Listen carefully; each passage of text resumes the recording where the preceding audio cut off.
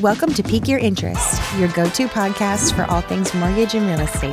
Hosted by Tanner Greenwald and Tim Velasquez. We bring you expert insights to help you buy, sell, and invest with confidence. Let's dive in. Welcome back to the Pique Your Interest podcast. I'm Tim Velasquez at First Home Mortgage. I'm Tanner with the Greenwald team at First Home Mortgage.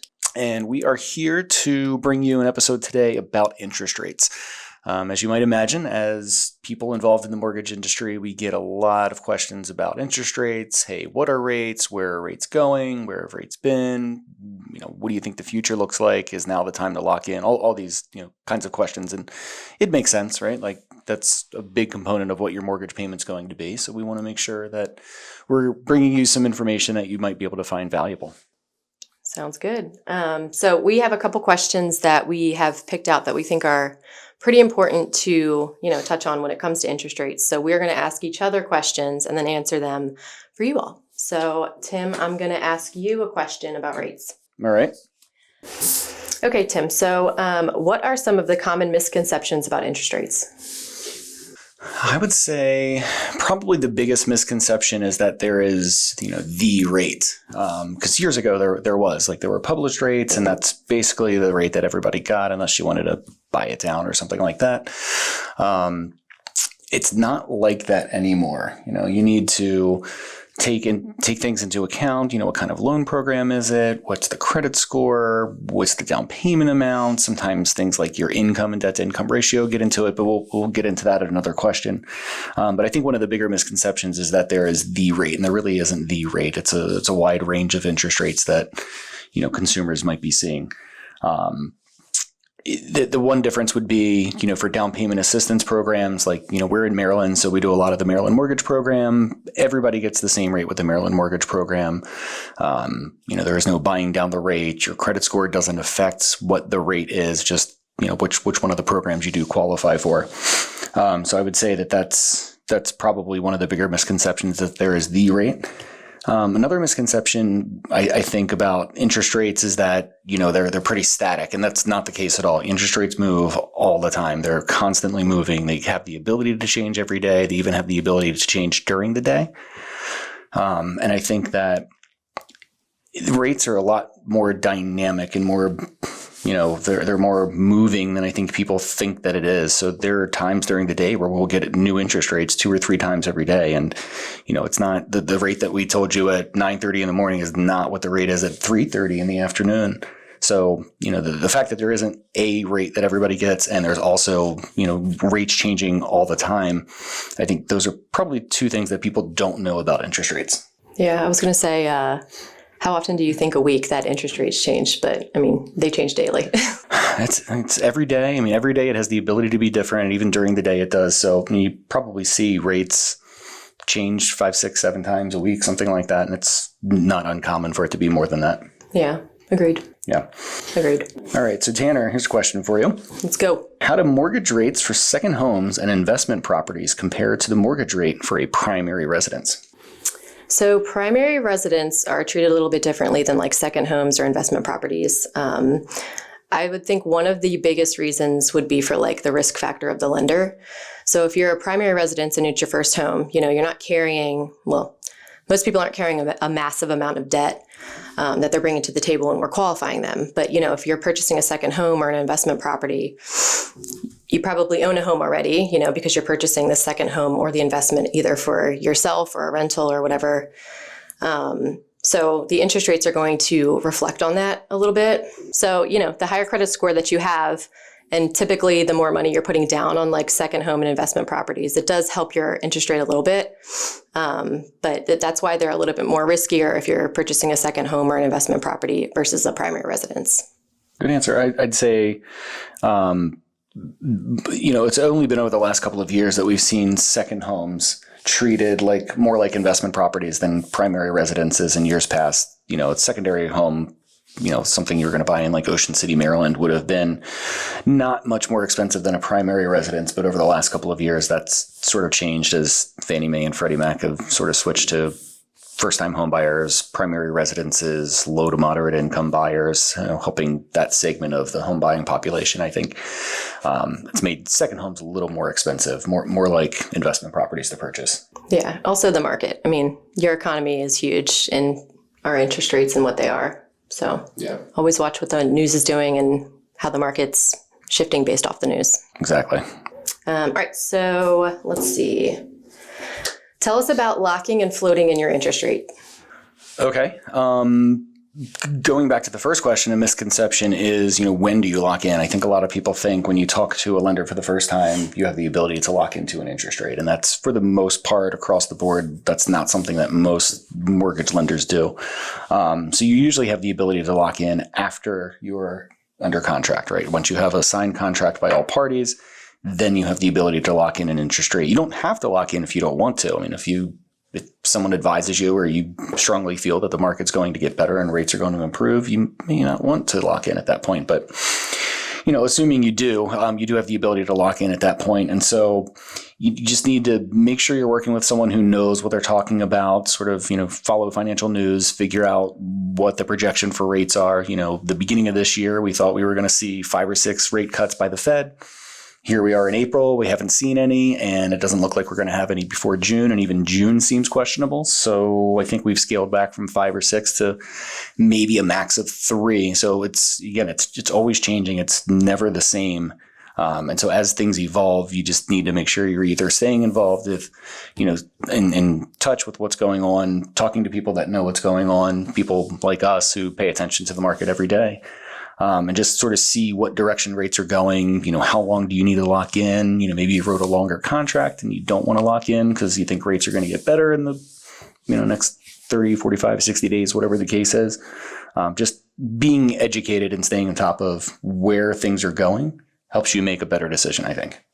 Why do you think, I'm adding in a question, why do you think that floating your interest rate in this market would be a little bit riskier than not? I would say, specifically now, as we're in April 2024, it's a risky thing, or it could be a risky decision that you make because we honestly don't know where interest rates are going. And, even today, as of the day that we're recording this podcast, the jobs numbers came in a lot stronger than we thought it was going to, 50% more than what we thought. Actually, probably 55 or 60% more than we thought. And that's pretty significant. And so when we're in an economy where we want to see interest rates go down, but in order for interest rates to go down, we need to see some sort of struggle in the economy and we're still creating jobs, that's not the message that the Fed wants to hear. And so I don't think, right now in the very short term, locking in might be the safe bet because over the last 10 business days, I think interest rates have gotten worse, 7 or 8 of them. And so it may not make sense to float at this point. It might make sense to lock. Yeah, I agree. Yeah. Tanner. Yes. How can a first-time home buyer navigate mortgage rates in this ever-evolving mortgage market? So obviously following the market trends. That means watching the news, reading the articles, picking up the newspaper, seeing what's happening out in the world. That's going to help you figure out where rates are going to be staying, or I guess at this point. Knowing where you stand credit-wise is very important because that dictates which loan type that you're probably going to be going through. So, lower credit scores go through FHA. Higher credit scores typically are able to go conventional. And going through the different loan types, that dictates which rate you're going to be getting or which your pricing is going to be kind of thing. Another thing to kind of note on is down payment assistance options. A lot of these programs out there, specifically the Maryland Mortgage Program, they designate their interest rate. So we as lenders don't have a say in changing it. You can't buy it down. You can't do anything to change it. Whatever they set it at on the day, they set it at. And we get an email, usually daily, every business day, that kind of breaks down each program that the Maryland Mortgage Program has and what their rate is, in conjunction with whatever loan type they're using. So I think understanding programs, understanding your credit score, understanding what's going on in the world, I think that's really helpful in figuring out where the rates kind of stand. So yeah, totally. And I would add that speaking of credit score, one of the things that, a lot of loan officers participate with is credit rescoring, right? So you take a look at somebody's credit score and it's either borderline or, there's room for improvement. And so there are steps that you could take, whether it's, paying off a debt or paying down a debt, or there's something that is on your credit report that shouldn't be, an authorized user account, something like that, paying off a collection. Just, there are steps that you can take to improve your credit. And when you do that, you can sometimes move from, not qualifying to qualifying, or qualifying for one type of mortgage to qualifying for a better type of mortgage with a better credit score. So credit rescoring is definitely something that you should look into if you're looking to get the best rate, the best loan program, the least amount of money out of pocket, all that sort of stuff. The higher your credit score is, the more likely you see something like that. And credit rescore is one of the ways you can achieve that. Yeah, so get your credit right, people. All right, Tim, so what features of the loan affect your mortgage rate? Yeah, so we kind of touched on that a little while ago.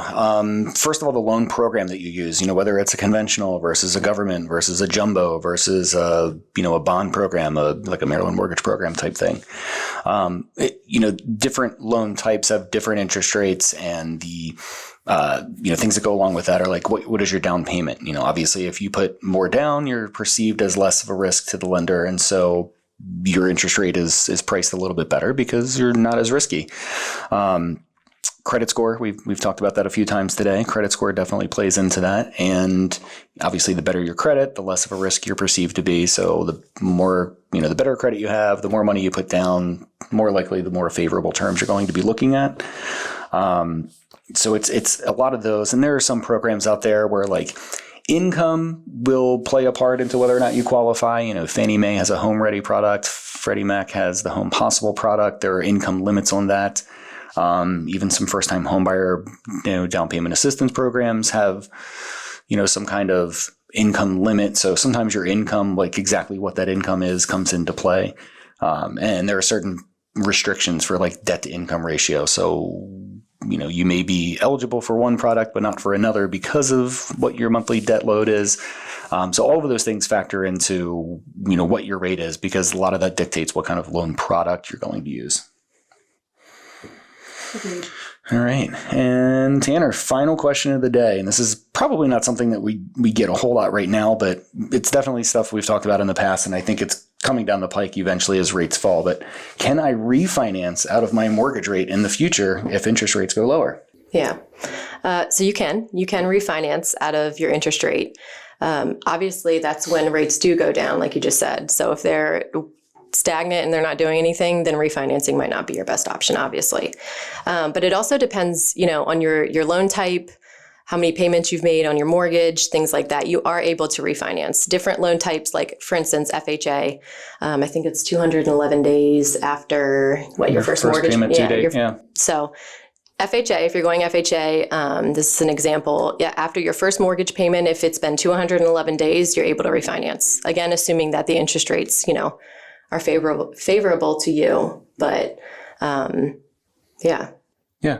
It doesn't always make sense to refinance. And that's why you talk to people like us, right? Like it doesn't always make sense because there's a cost associated with refinancing. And so you will save monthly by refinancing in the most part. But, are you going to be there long enough to recoup the money that you pay up front for a refinance? That's not always the case. And so if you're not going to be there long enough, then somebody like us can tell you, hey, that's not in your best interest right now. I don't think that's something you should be doing. But if you're going to be in your house for a few years or hold on to that mortgage for a few years and save a bunch of money while you do it, it's certainly worth looking into at the right time. And, good loan officers pay attention to where rates are and what clients have what interest rate and when it might make sense to refinance them. Yeah. It's also important to kind of note your equity in your home too. If you've got equity in your home, you have, or you've done like upgrades in the house, having equity in your home and then wanting to refinance down the line, that could help, set your monthly payment even lesser than it is now,